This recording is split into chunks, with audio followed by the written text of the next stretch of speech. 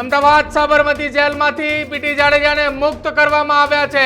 રાજકોટ પહોંચતાની સાથે જ પીટી જાડેજાનું ઢોલ નગારા સાથે સ્વાગત કરવામાં આવ્યું। પીટી જાડેજાએ સમાજના આગેવાનોનો આભાર પણ માન્યો। 18 દિવસના જેલવાસમાં ભોજન ન લીધા હોવાની પીટી જાડેજાએ વાત કરી છે। ક્ષત્રિય સમાજના આગેવાન પીટી જાડેજાની સામે જે પાસા દાખલ કરવામાં આવી હતી એ પાસાની અરજી રિવોક કરવામાં આવી છે। ક્ષત્રિય સમાજના આગેવાન પીટી જાડેજા આજે વહેલી સવારે અમદાવાદ સાબરમતી જેલમાંથી તેમની ગત મોડી સાંજે અરજી રિવોક થતા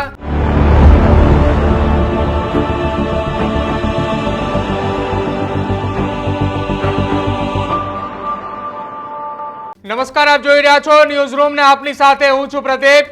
સૌરાષ્ટ્રથી ખૂબ મોટા સમાચાર સામે આવી રહ્યા છે। સૌરાષ્ટ્રના ક્ષત્રિય સમાજના આગેવાન પીટી જાડેજા કે જે છેલ્લા 15 દિવસ કરતા પણ વધારે સમયથી અમદાવાદની સાબરમતી જેલમાં બંધ હતા, એ પીટી જાડેજાની સામે જે પાસા દાખલ કરવામાં આવી હતી એ અરજી રિવોક કરવામાં આવી છે। અમદાવાદ સાબરમતી જેલમાંથી પીટી જાડેજાને મુક્ત કરવામાં આવ્યા છે। આ સૌરાષ્ટ્રના સૌથી મોટા સમાચાર। રાજકોટ પહોંચતાની સાથે જ પીટી જાડેજાનું ઢોલ નગારા સાથે સ્વાગત કરવામાં આવ્યું। પીટી જાડેજાના સ્વાગતની અંદર સમાજના આગેવાનો અને સાથે જ પરિવારના તમામ સભ્યો હાજર રહ્યા હતા। સાથે જ પીટી જાડેજાએ સમાજના આગેવાનોનો આભાર પણ માન્યો। 18 દિવસના જેલવાસમાં ભોજન ન લીધા હોવાની પીટી જાડેજાએ વાત કરી છે। પીટી જાડેજાએ કહ્યું છે કે આગામી દિવસોમાં પત્રકાર પરિષદ કરી તમામ વાતનો જવાબ આપીશ અને સાથે એમ પણ કહ્યું છે કે હાલ એ 18 દિવસ ઉપવાસ કર્યા બાદ એ તબિયત થોડી સુધરશે, એ બાદ ખુલાસો કરે તેવી શક્યતા એ લાગી રહી છે।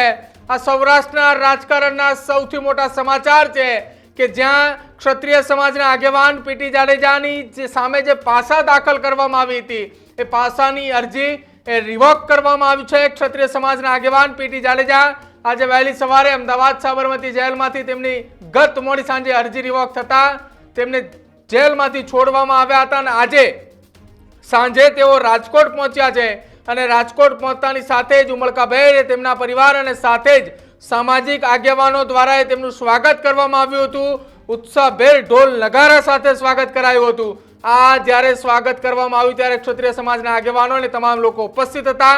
એ દરમિયાન પરિવારના સભ્યો દ્વારા ક્ષત્રિય સમાજના આગેવાન પીટી જાડેજાના પરિવારના સભ્યો દ્વારા શું કંઈ કહેવામાં આવ્યું એ સાંભળો। પહેલા સમાજમાં ખુશીનો માહોલ છે, બરાબર છે, અને બધા સમાજના જેટલા પણ છે, મારા પપ્પા વતી હું સમાજનો, મારા ફાધરે તો કીધું, હું ખૂબ ખૂબ આભાર માનું છું જે એમને સાથ અને સહકાર બહુ જ આપ્યો, બરાબર છે, અને સરકારશ્રીનો પણ આભાર માનું છું કે જે એમાં સત્ય તપાસ કરીને જે એમને પાછા રિવોક કરેલ છે, બરાબર છે, તો અમે હર્ષભાઈ સંઘવીનો અને મુખ્યમંત્રી ભૂપેન્દ્રભાઈ પટેલનો પણ આભાર વ્યક્ત કરીએ છીએ। લાગે છે કે ગેરસમજણ થઈ હોય આ કેસમાં?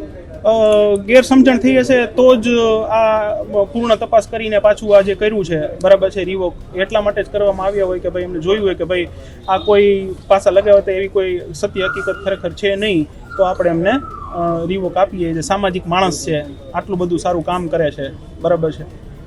અક્ષયભાઈ, ખાસ શું સરકાર સમક્ષ શું રજૂઆત કરવામાં હતી જ્યારે સરકાર સમક્ષ રજૂઆતમાં અમારા બધા અગ્રણીઓ, અમારા પૂર્વ મંત્રી શ્રી અતુબા સાહેબ, કીર્તિસિંહ વાઘેલા સાહેબ, પ્રદ્યુમનસિંહ સાહેબ અને ઘણા બધા બીજા આગેવાનો, મોટા આગેવાનો છે, ડૉક્ટર જયેન્દ્રસિંહ સાહેબ છે અને એમની ટીમ બધા રજૂઆત કરી હતી કે ભાઈ આ જે છે એ આમાં તમે તપાસ પાછી કરો અને જો આ બહુ મોટા સામાજિક વ્યક્તિ છે અને જે કહે છે એ એવી કોઈ એમાં સત્યતા નથી, એટલે એમને ફેર તપાસ કરીને પછી જાણ કરીને એવું લાગ્યું સરકારને કે ભાઈ નહીં, ખરેખર આમાં કંઈ એવી વસ્તુ નથી, એટલા માટે એમને સરકારે, અમને એવું લાગે છે કે આગળ કોઈ સમાજ સાથે બેઠક ના, બસ આગળ તો બસ આભાર વ્યક્ત અમે સમાજનો, મારા પિતાશ્રીની તબિયત આજ થોડી નરમ છે, બરાબર છે, એટલે મારા પિતાશ્રી જાજુ નથી કહી શક્યા, બરાબર છે, એટલે આવનારા સમયમાં સમાજનો એ પણ અત્યારે આભાર માન્યો જ છે, સરકારશ્રીનો પણ આભાર માન્યો છે અને હું પણ મીડિયા, સરકારશ્રી અને મારા જે પરિવારજનો છે એ અને મારા સમાજ જે અમારી સાથે અડીખમ ઊભો રહ્યો એમનો પણ હું ખૂબ ખૂબ આભાર વ્યક્ત કરું છું અને હંમેશા આવી જ રીતે સમાજનો પ્રેમ અમારી સાથે રહે એવો। તો પરિવારના સભ્યોનું કહેવું છે રાજ્ય સરકાર અને સાથે ક્ષત્રિય સમાજના આગેવાનોનો તેમને આભાર માન્યો છે। આખી આ ઘટનાની અંદર જે કંઈ પણ સત્ય તપાસની બહાર આવ્યું છે એ બાદ આ રિવોક અરજી એ સરકારે કરી છે અને સરકારની રિવોક અરજીને લઈને પરિવારના સભ્યોએ પણ રાજ્ય સરકાર અને સાથે જ ક્ષત્રિય સમાજના તમામ આગેવાનોનો આભાર માન્યો છે કે જેમણે પીટી જાડેજાની ધરપકડ બાદ સરકાર સાથે સીધી બેઠક કરી હતી, મિટિંગો કરી હતી, ચર્ચા કરી હતી કે જેના કારણે તેમને છોડવામાં આવ્યા.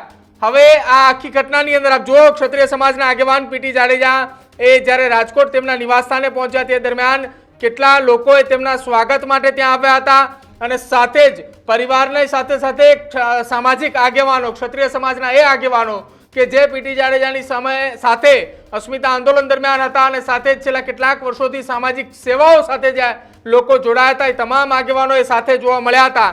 એ દરમિયાન પીટી જાડેજાએ શું નિવેદન આપી રહ્યા છે, મીડિયા સાથે શું કઈ વાતચીત કરી રહ્યા છે, એ સાંભળો એકવાર. હાલની તબક્કે હું આ મીડિયાનો આભાર માનું છું, મારા ક્ષત્રિય સમાજનો આભાર માનું છું, સરકારનો આભાર માનું છું કે મને ન્યાય મળ્યો છે, એની મને ખુશી છે. વધારે હું સ્વસ્થ નથી, હું પ્રેસ કોન્ફરન્સ 2-3 દિવસમાં બોલાવીશ. હું 18 દિવસથી જમ્યો નથી, એટલે હાલ હું વધારે વાત કરી શકું એવું શક્તિમાન નથી.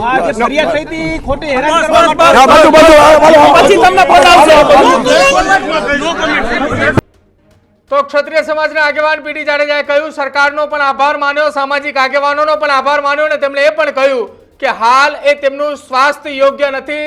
18 દિવસે જેલની અંદર રહ્યા તે દરમિયાન તેમણે ભોજન ન લીધું હોવાની વાત કરી છે. એટલે આગામી 2-3 દિવસની અંદર તે પત્રકાર પરિષદ કરશે અને સાથે જ આ આખી ઘટનાને લઈને ખુલાસાઓ કરે તેવી શક્યતાઓ એ હાલ વ્યક્ત થઈ રહી છે.